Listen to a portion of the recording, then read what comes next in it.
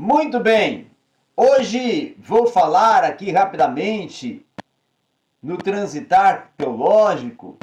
e também em outros canais e outros locais de exposições que estamos desenvolvendo nas redes sociais sobre a modernidade e principalmente a ética e a moral no pensamento do grande sociólogo polonês Zygmunt Bauman, né? Então, a vida apresentada, não é, pelas promessas e pelas situações e circunstâncias que estão propostas na modernidade, ela saturou-se. Tá? Então, o refúgio humano, né, vamos dizer assim, nem são somente o refúgio, mas o refúgio existencial da humanidade, ele vai se encontrar em todos os lugares, desde o local ao mundial, tá? Não basta tão somente nesse aspecto nós pensarmos e considerarmos e até ignorarmos a situação e seguir adiante como uma rotina da individualidade. O momento presente, ele é um momento que demanda outras possibilidades de se conviver, nas quais, inclusive, não podem ser impressas em códigos ou mandamentos, mas são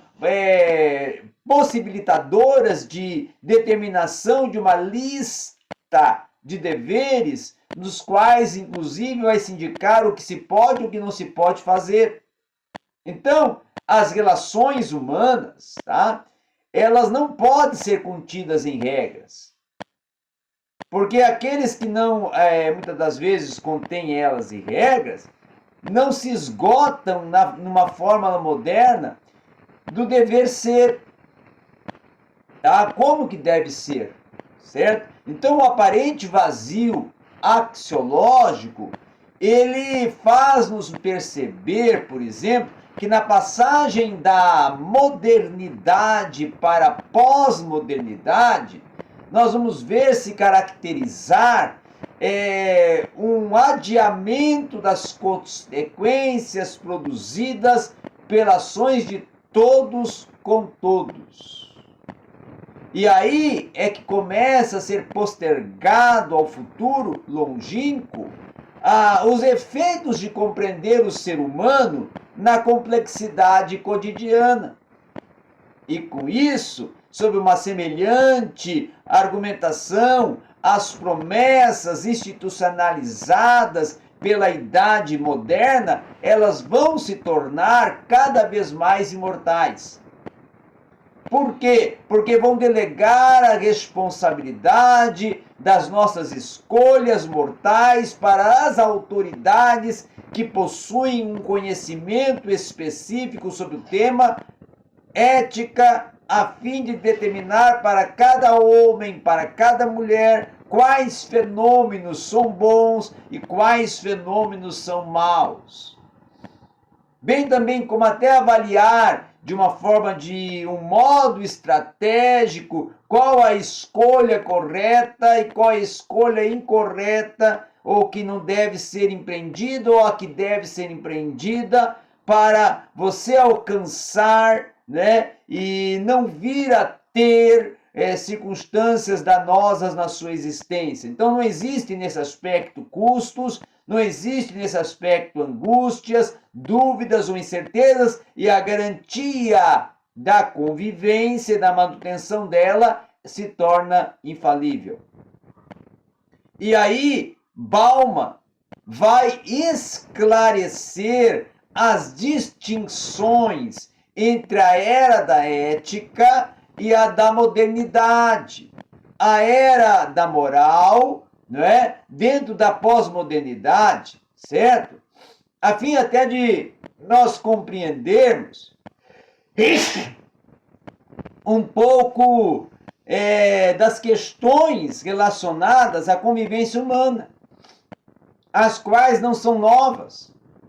mas precisam ser empreendidas num caráter de cunho pedagógico, de rememorar principalmente aqueles que não sabem-se, tá? Diante de tal circunstância do abismo existencial que se encontram, atirar-se para um caminho que muitas das vezes ele é sem retorno e que ao observar essa profundidade desse caminho sem retorno, esse vazio existencial, podem refletir-se sobre o que vai significar ser junto com o outro e descobrir a sua humanidade. O critério metodológico, por exemplo, utilizado para essa investigação, se torna a base lógica do relato dos resultados apresentados que vão residir no método indutivo, na fase de tratamento dos dados, a qual vai se utilizar o método cartesiano, tá? Justamente para se propiciar as indagações sobre o tema e também as até necessidades de se formular a caracterização da ética e da moral na pós-modernidade conforme o pensamento de Bauman. O problema desta pesquisa, por exemplo, que nós vivemos hoje, desse assuntar, desse avaliar, desse mensurar sobre o que é certo e o que é errado, é o que a ética e a moral na pós-modernidade, a partir do pensamento do Zygmunt Bauman, ela vai propor. A hipótese justamente para essa pergunta, ou para esse questionamento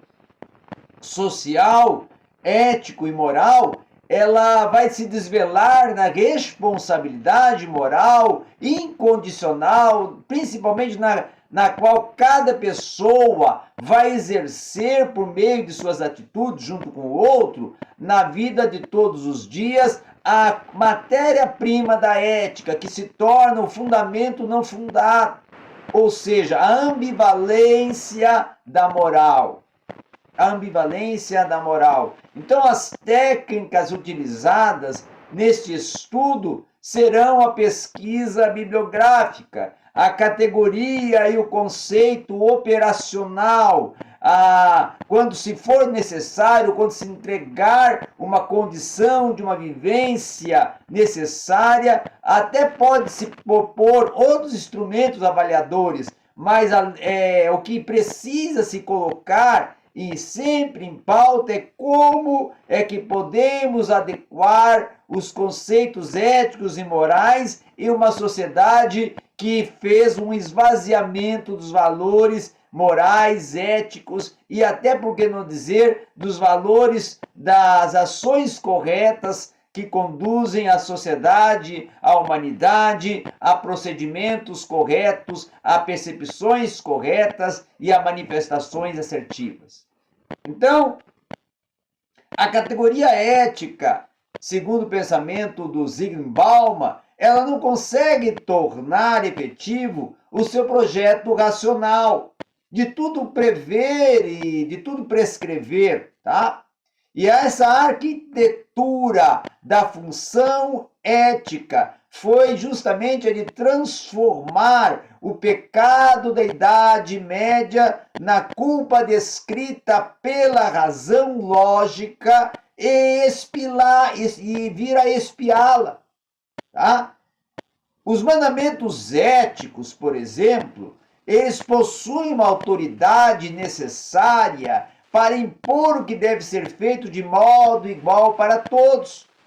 A ética na modernidade é uma regra que deve ser considerada capaz de enunciar quais condutas são possíveis dentro de um grupo a fim de manter a sua coesão e promover a sua convivência, tratando ela de um objeto universalizável.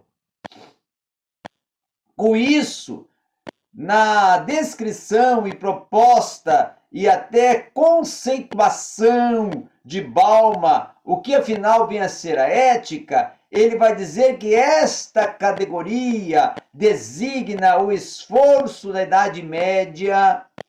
em antever e prescrever com maior grau de certeza a ocorrência de determinados fenômenos e diminuir ou eliminar as alternativas de, principalmente, tá, vir a construir resoluções para essas dificuldades no que nós chamamos de uma expressão de medidas em que vai surgir a dificuldade, aonde vai se ter apenas uma resposta para essa solução, que vai ser a resposta que precisa ser até, vamos dizer assim, enunciada ou até imposta pela autoridade ética a partir de um conhecimento ao que é guiado pela razão lógica existencial.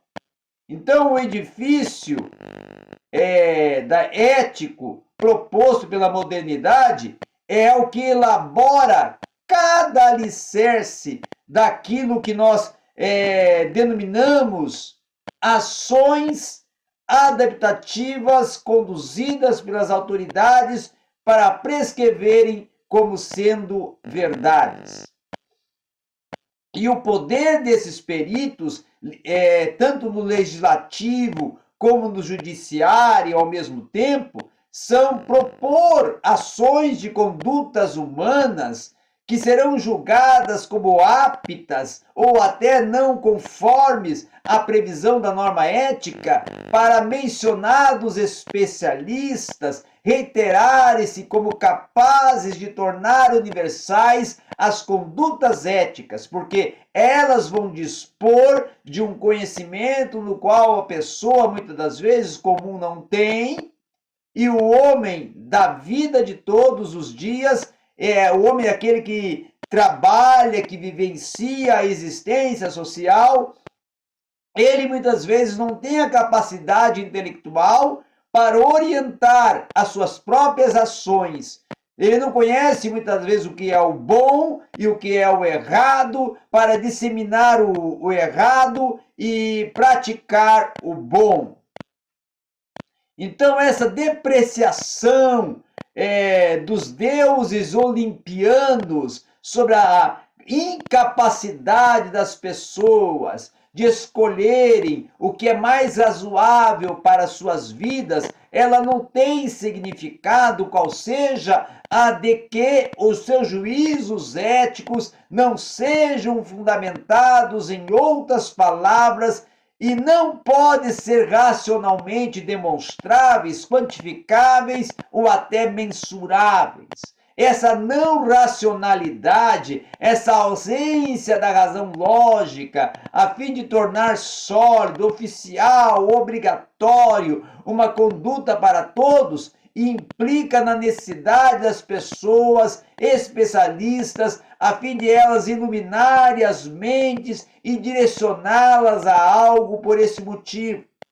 E é por esse motivo que até vai se conclamar aos peritos em unissono, tá? Que salve-nos desta angústia existencial, dessa ambivalência que surge de novas decisões pessoais e diga para a sociedade o que é bom a partir de uma tábua rasa das nossas obrigações. Então, o aparente abandono sob a escolha de nossas decisões nos leva a delegar essa tarefa para as agências supraindividuais, aos gestos éticos que já são produzidores de desastres históricos, tais como, por exemplo, a Segunda Guerra Mundial, que naquele momento procedimentalizou-se de modo racional a indiferença, estampando ela como se fosse normal ou até racional, e não havia espaço assim para uma reflexão pessoal sobre o que se mostrava como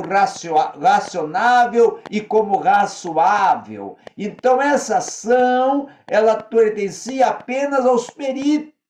A eficiência da precisão das normas racionais e essa especificação de seus papéis vai rememorar Bauman como sendo a violência que foi autorizada às vítimas desumanizadas, especialmente por definições e doutrinas criadas, doutrinas propostas, doutrinas manifestadas de uma forma ideológica para uma negação da autoridade e da consciência moral num único intuito, o intuito de se ilustrar um comportamento manipulador e um comportamento de julgamento e um comportamento de condenação. Certo? Então, essas circunstâncias, essas situações que levam o caos social, que promove o caos social e que criam códigos de ética que são, na verdade, nada mais do que códigos doutrinários para, ao ver de alguns, se tornar meios de manipulação